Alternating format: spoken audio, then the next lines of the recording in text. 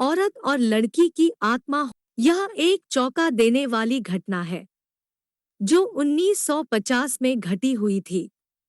उत्तर प्रदेश के रानी बाजार गांव में एक रामप्रकाश तिवारी नाम का आदमी रहता था। उसकी 5 साल की लड़की थी। उसे कैंसर की बीमारी थी और उसकी कई जगह से इलाज कराने के बाद भी वह जिंदा ना बच सकी। रात के 1 बजे उसकी मौत हो गई। उसी रात को एक दूसरे गांव में मोहिनी नाम की एक औरत की ट्रक से टकराने की वजह से मौत हो गई।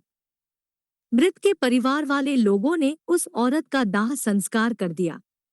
दूसरी तरफ जब रानी बाजार में उस मृत लड़की को दफन करने के लिए जंगल में जा रहे थे, अचानक रास्ते में उसकी शरीर में कुछ हलचल हुई और वह उठ खड़ी हो गई। लोग यह देखकर डर गए, लेकिन बाद में उस लड़की को जिंदा देखकर उसके परिवार वाले लोग बहुत खुश हो गए। लेकिन लोगों को यह पता नहीं था कि उस लड़की के शरीर को किसी और की आत्मा ने जकड़ लिया है। उस 5 साल की लड़की के अंदर मोहिनी की आत्मा घुस चुकी थी। वह अलग जगह पर आकर बहुत दुखी और परेशान हो गई थी। उसका खाना खाने में भी मन नहीं लगता था, लेकिन उसकी माँ उसे अपने हाथों से खाना खिला देती थी। एक दिन वह लड़की अपनी माँ के साथ उसके मामाजी के घर जा रही थी और रास्ते में अचानक वह जगह आई जहाँ मोहिनी की ट्रक से मौत हो गई थी। उस बच्ची ने अपनी माँ को इशारा करके बताया कि यह रास्ता उसके गांव की तरफ जाता है। उसकी माँ ने उसकी बातों को अनसुना कर दिया और अपने मामाजी के घर पहुंच गई। उसके मामाजी के घर के पास मोहिनी के गांव की एक औरत सिमरन किसी काम से आई हुई थी।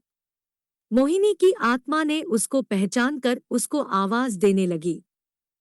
सिमरन को लड़की के मुंह से अपना नाम सुनकर आश्चर्य हुआ।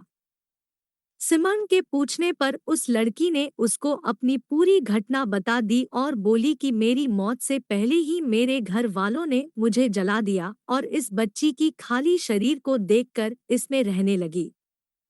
जब सिमरन ने यह बात सुनी तो उसने अपने गांव जाकर सारे गांव वाले लोगों को यह बात बता दी और उसका पूरा परिवार मोहिनी से मिलने आ गया। उस लड़की ने सबको पहचान लिया और वह अपने पूरे परिवार के साथ अपने गांव चली गई और उसने वापस रानी बाजार आने के लिए मना कर दिया, लेकिन लोगों के समझाने पर वह मान गई। इस तरह वह दोनों परिवारों के साथ रहने लगी।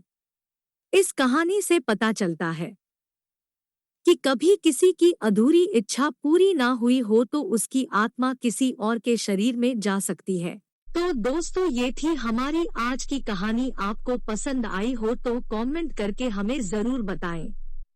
वीडियो को लाइक कर दीजिए और इसी तरह की कहानियां देखने के लिए चैनल को सब्सक्राइब करके घंटी को दबाकर ऑल पर सेट कर लीजिए ताकि आने वाली वीडियो का नोटिफिकेशन आपके पास तुरंत पहुंचे। दोस्तों, मिलती हूँ आपसे अगली वीडियो में, तब तक के लिए धन्यवाद।